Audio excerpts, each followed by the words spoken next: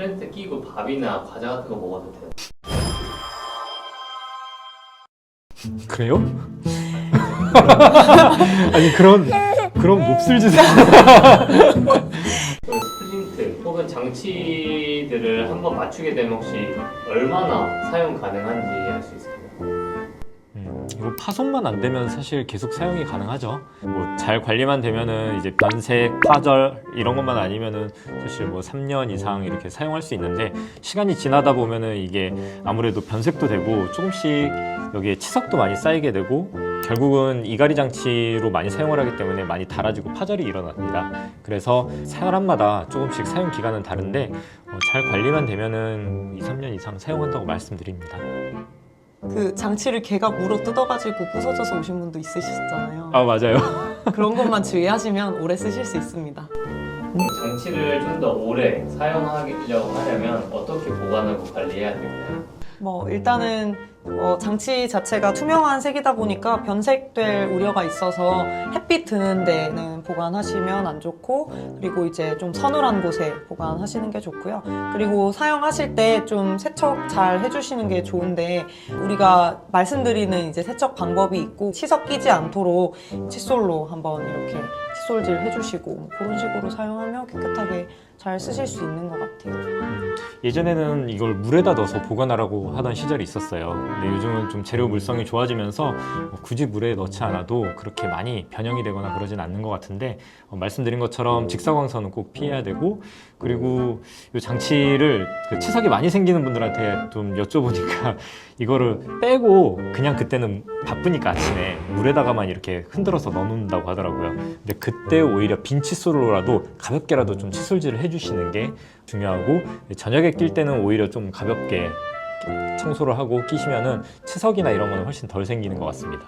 그리고 장치를 끼고 뭐를 이렇게 하시진 않겠지만 낀 상태에서 차를 드시는 분들은 좀 봤어요. 그런 경우에는 이제 착색이 좀 잘 됩니다. 이것도 이제 레진이기 때문에 와인이라든지 커피라든지 이런 것들이 이제 그 치아에도 레진으로 치료하는 곳에도 착색이 되잖아요.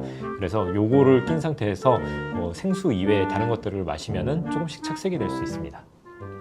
그럼 스프린트 끼고 밥이나 과자 같은 거 먹어도 돼요? 그래요? 아니 그런 몹쓸 짓을 일단 음식을 먹으면 스플린트와 치아 사이에 굉장히 많이 껴서 불편하실 거고요. 그리고 이게 씹을 수 없는 구조로 돼 있기 때문에 저작이 잘 안 되실 겁니다. 그럼 세척은 혹시 어떻게 하나요? 일반적인 장치 세척은 이제 칫솔 가지고 칫솔질 하면서 닦아주시는데, 일반 우리 사용하는 치아에 사용하는 치약 쓰시면 마모제가 들어있어서 장치가 다 마모되고 갈릴 수가 있어요. 그래서 차라리 뭐 주방 세제 같은 그런 세제 가지고 사용을 하시거나, 아니면 요즘은 장치 세척 전용으로 나오는 치약들이 있거든요. 그런 치약으로 이제 칫솔질 해주시면 되고, 일주일에 한 번 정도는 틀니 세정제, 그 폴리덴트나 이런 발포제 같은 세정제로 소독해주시면 깨끗하게 사용하실 수 있습니다. 그럼 이제 장기간 사용하다가 변색되면은 장치에 문제가 생긴 건가요? 변색이 기능에는 영향을 주지 않기 때문에 그걸 문제라고 보기는 어려울 것 같고, 근데 이제 단순한 이런 변색이 아니라 이제 푸른색으로 뭔가 곰팡이 같이 이제 쫙 껴서 오시는 경우가 종종 있어요. 그런 경우에는 이제 재제작을 하는 경우도 있습니다.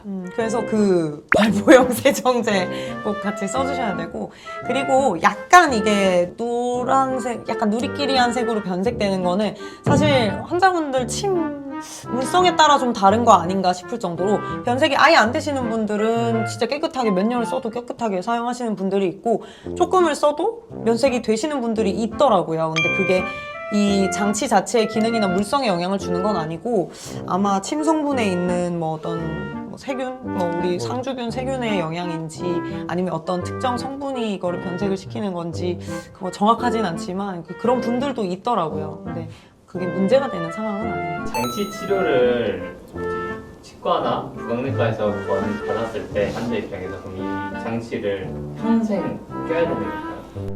이런 질문 환자분께도 많이 받죠. 근데 사실 우리가 증상이 좋아지기 위해서 장치를 사용하는 거기 때문에 증상이 개선이 되고, 그 개선된 상태에서 이제 장치에 이갈이나 이학문 흔적이 많이 없다면 뺄 수 있죠.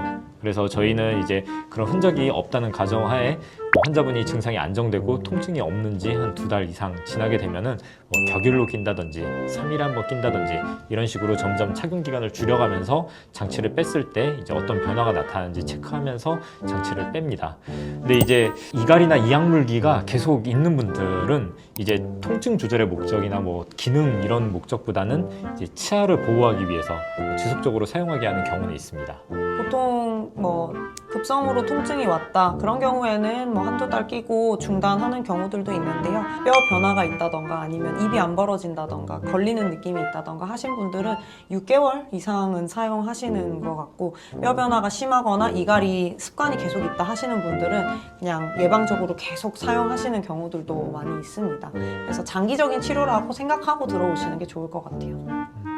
또 그 이갈이가 연세가 드시면서 점점 좀 강도가 줄어들고 좀 줄어드는 경향이 있잖아요. 그래서 이거를 정말 평생 껴야 되냐라고 이렇게 너무 그 겁을 내시기보다는 증상과 상황에 맞게 조절해가면서 낄 수 있다라고 생각하시면 더 좋을 것 같습니다. 코골이 장치를 쓰면 턱이 되게 뻐근한데 이게 턱관절 질환을 유발할 수도 있다. 아까 말씀드렸던 것처럼 코골이 장치나 하악 전방 위치 장치는 턱을 이렇게 내민 상태로 수면 중에 유도를 해서 유지를 시키는 장치인데요. 근육통이 특별히 없는 분들은 이 내미는 상태로 수면 중에 쭉 유지하더라도 증상이 없어요. 근데 근육이 조금이라도 뻐근했거나 아니면 통증이 있었던 분들은 장치 쓰는 초반에 근육이 오히려 더 경직되면서 통증이 생기는 경우가 있을 수 있습니다. 그래서 그런 경우에는 저희가 뭐 약물 치료를 하거나 아니면 심한 경우에는 보톡스 주사 치료 같은 주사 치료 병행해서 근육통을 잡아주고 장치에 좀 적응을 시켜주시면 그 이후부터는 뻐근함이 크게 없이 사용하실 수 있고요.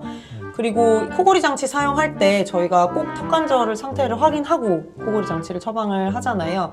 그 이유가 혹시 관절뼈 자체가 아래 턱을 앞으로 내밀었을 때 디스크를 더 걸리게 한다거나 뭐 뼈를 더 닳게 한다거나 하는 요인이 있는 경우에는 이런 내미는 코골이 장치를 사용하기 적합하지 않을 수 있습니다. 턱에서 딱딱 소리가 나는 분들이 턱이 그 디스크가 앞으로 빠져서 움직일 때 소리가 나는 그런 경우가 굉장히 많은데, 이런 분들이 이제 이런 하악 전진 장치를 사용하게 되면 이 장치를 껴서 턱을 더 앞으로 내밀게 되니까 그때 자면서 디스크를 더 앞으로 내미는 힘을 주게 됩니다.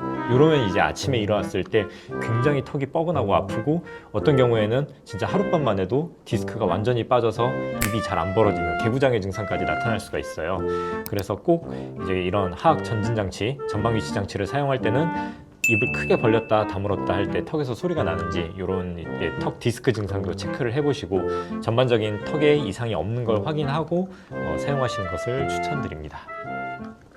네, 오늘 정말 다양한 구강내과에서 사용하는 장치들에 대해서 알아봤습니다. 상황에 맞게 이런 장치들을 선택해서 사용하는 것이 굉장히 중요하다는 것을 말씀드렸는데요. 오늘 이야기 어떠셨는지 모르겠네요. 저희가 이제 스플린트나 뭐 하악 전방 위치 장치나 이런 다양한 장치들을 가지고 있는 이유는 뭐 다만 이 스플린트가 모든 환자들에게 만병통치약이 될 수는 없기 때문이거든요. 그래서 본인한테 맞는 장치가 무엇인지, 그리고 내가 스플린트만 가지고 효과가 없다면 또 어떤 다른 옵션이 있을지 이런 것들을 전문의와 상담을 해서 맞는 치료를 받아가셨으면 좋겠습니다. 지금까지 내용들이 좋았다면 구독, 좋아요, 알림 설정